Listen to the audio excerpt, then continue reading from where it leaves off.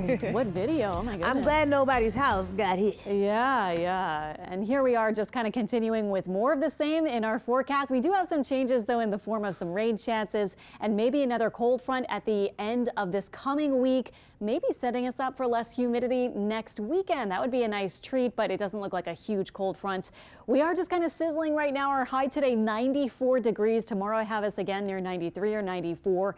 It's not terribly muggy. Our dew point could be worse. Our relative humidity could be worse, but it's also not really dry and fall-like feeling. We do expect some scattered rain at the middle of the week, and again, maybe a less humid atmosphere by next weekend, and no threats in the tropics. So we're doing okay. We're just not feeling like fall. First day of fall is Monday. Temperatures right now 70s to lower 80s. Again, peaking back at those afternoon highs. It was just a really hot kind of day on your Saturday, but not so bad if you were able to get out early or late or find some shade. We're mostly quiet. We have a big surface high off to our southeast. A couple of showers actually around Jackson, Mississippi, and outside of kind of the southwest Mississippi area. But we're expecting quiet conditions tonight with that high mainly clear.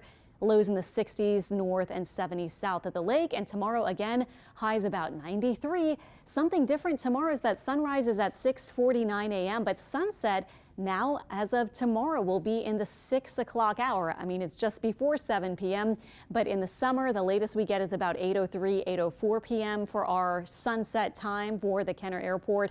And then for tomorrow, we're dropping back, not even in the 7 o'clock hour anymore, a bit earlier than that. So starting to see some daylight kind of changes as we move into almost the first day of fall on Monday. Tomorrow, hot, temperatures upper 80s to 90s.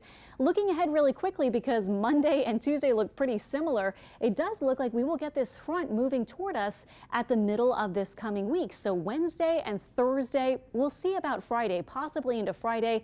We will see a buildup of some moisture here. You can see that deeper moisture in our atmosphere. That will help fuel a few at least scattered showers and storms. Not looking especially heavy rain or like a whole lot of severe weather or anything like that, but at least we'll get some sort of rain, I think, as this front moves in. And then this is the blue kind of atmosphere showing that less humid and less moisture-laden atmosphere that we should have by next weekend. So we're talking about a little less humid, dew point temperatures, maybe 60s. We'll see if we could talk about 50s, and a little less hot, meaning high temperatures like maybe upper 80s instead of 90s like we've been hitting. So just the big bullet points on the rain. We'll keep you updated as we get closer, but maybe some scattered rain.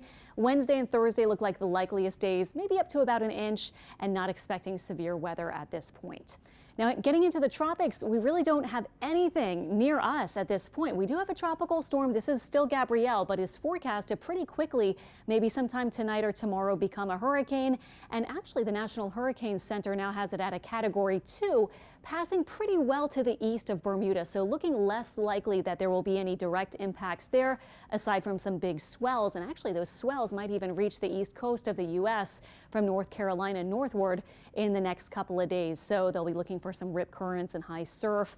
Otherwise, we're expecting Gabrielle to take that turn out to the east around that ridge of high pressure. There is one more wave coming behind, but this one not looking extremely impressive and actually might continue on that more early kind of northward curve as opposed to getting toward the Caribbean, again, kind of curving around that big high. So these are the low pressure centers from the two big global models, GFS and Euro.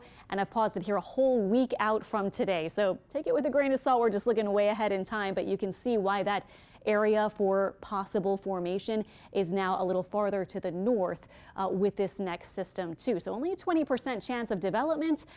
We'll see. The next name is Umberto. We've made it to 7 named storms. The average is 9, and we're below average for hurricanes and major hurricanes. But again, expecting Gabrielle to become a hurricane tomorrow. 7-day forecast is showing the heat continuing, highs in the 90s. But look at that forecast at the middle of the week. Finally, a rain chance. Our last real rain was late August, unless you got a stray shower since then, and then a drier forecast and maybe a little less hot by the next weekend.